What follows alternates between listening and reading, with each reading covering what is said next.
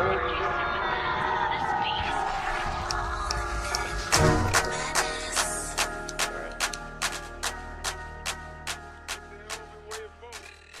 welcome back. Performance Advantage on the couch. We're here with MTB PhD, Mr. Matt Miller himself, and we're looking at different power meters. What do they do? How are they measuring power? And why are they so different? And which one should we be getting? So, Matt, some of the different power meters, what do we got? Yeah, wow. So I look at the power meter market, and every time I look, there's a new power meter coming out. Yeah, everyone's got one. Yeah, and I think everyone's got one. How can there be more and more to buy? Yeah, and everyone is better, apparently.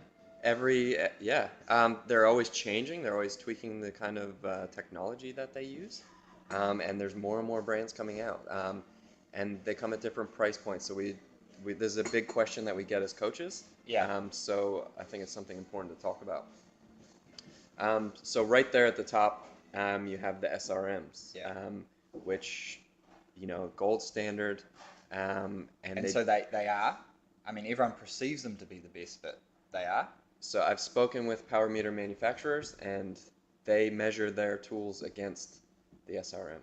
Oh wow! So they're using it. Yeah. So they perceive it as the gold standard. Okay, cool. So we got the SRM. That's right up the top. But what outlay? I mean, that's as much as a bike. Yeah. So the SRM is going to cost you.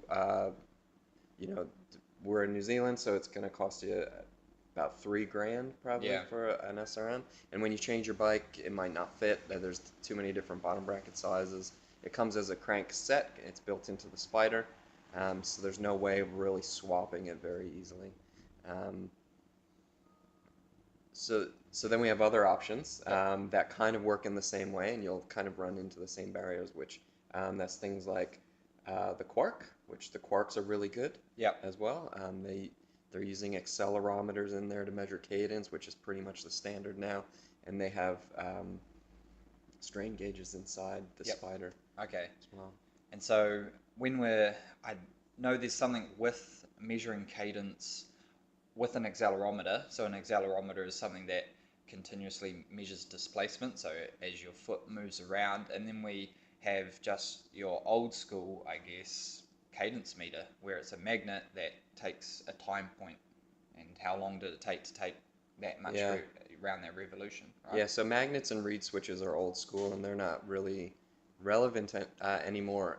Accelerometers are pretty cheap, and they're built in, and there's nothing else to add on. Yep. So they're really good. We did a study comparing the Quark, the stages, and the power tap power meters. You can click on it here. And what we used one of the older Quarks, which had a magnet and a reed switch, a newer stages, and a power tap power meter. And when we compared them, the cadence was something that was really different between these when we went from pedaling to coasting. And what that made, that changed the power readings that we were getting. Right. So it wasn't we weren't getting the same thing with each power meter. So that's why I think the accelerometers are the way to go. It actually will give you a lower average power output because it senses zeros when they happen. But the accelerometer is giving you an accurate reflection of your average power output. Right, because if we are only measuring with a reed switch or a magnet, you could just stop pedaling for a bit and then come around, and it's going to measure, say, cadence at 30. And so power is going to be relative to that, whereas accelerometer stages, I know, reads a bit lower, and that's because you get to the top of the pedal stroke, you stop for a second you're changing gears or something, and it reads 0, doesn't it? Yeah. So they're constantly sampling these power meters.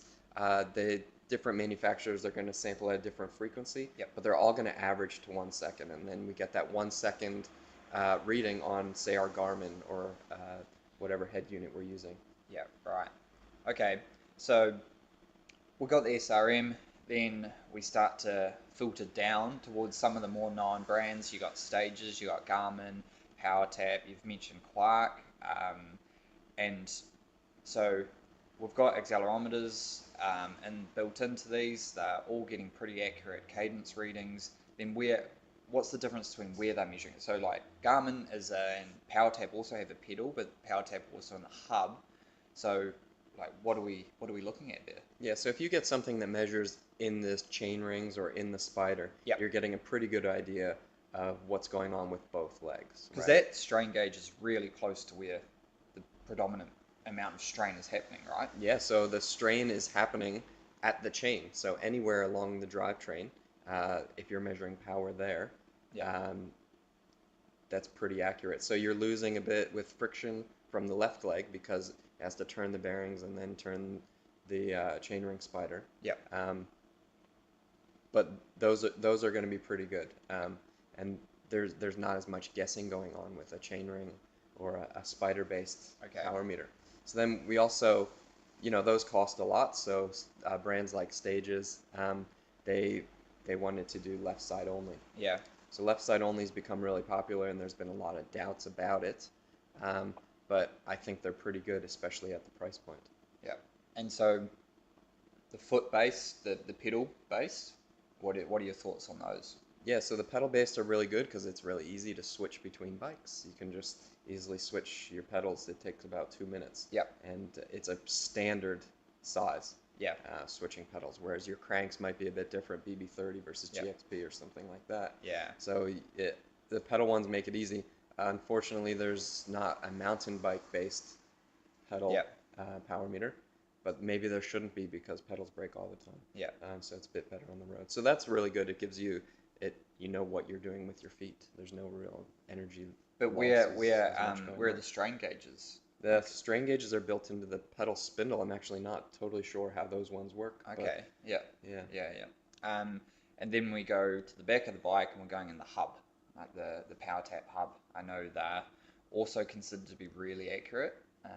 What are your thoughts on those? Yeah, so that was one of the first ones to come out after the SRM. So SRM's the original, and then we have the power taps, and it was great because now everybody had these heavy training wheels on their road bikes with the power meter in. But Yep. the problem was no one wanted to race in them. So the weight has gone down in the rear wheels. Yep. But it's still not the most desirable place to have Yep. a power Yep. meter is in the wheel because you always need that wheel, and that's not really how we do it when we're racing and training. Yeah, especially over the recent years, we've gone from 10 speed to 11 speed and it's sort of made a $2,000 rear wheel redundant, hasn't it? Right. So, well, that's awesome. I mean, I feel like I'm a lot more informed about which sort of power meter to get and where they all stand. And it sounds like they're all standing pretty well. But when I'm working with athletes, especially the junior athletes, they go, "I want a power meter," and the old ones, "I want a power meter. I need a power meter." Who needs one? And yeah, what's your advice for people looking for power meters? Yeah. Well, it's easy to convince yourself that you need one because that's how marketing works. And Yeah. we all want to, if we're training and we want to get better, we're going to convince ourselves that we need a power meter. If I'm working with an athlete, I Yep. tell them they need a power meter Yep. because for me, that's job security. I can then know what I'm doing and if Yep. it's working. Yep. If it's a young kid just getting started, probably the last thing they really need to worry about is power. They need to worry about having fun. Yeah. Yeah. But for someone racing and training and they're looking for improvements, Yeah. and they don't really know what they're actually doing, Yeah. if they've been in it for a few years, they need to start probably looking at power. Awesome. All right, Matt. So either people wanting to get more information from you, where do we go? MTBPhD.com. All right. You got any social medias we can hit you up on? At MTB PhD on Instagram. Yep. Awesome. All right. Catch you later.